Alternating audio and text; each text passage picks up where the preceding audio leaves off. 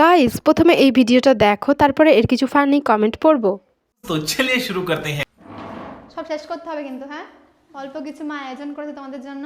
ভাই রে ভাই, এটা নিয়ে মনে হয় 50টা ভিডিও হয়ে গেল। कौन है ये लोग? कहां से आते हैं? আমি ভিডিও করে দিচ্ছি।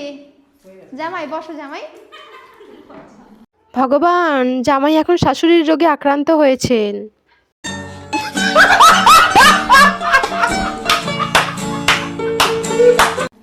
মা হাসছে আমার।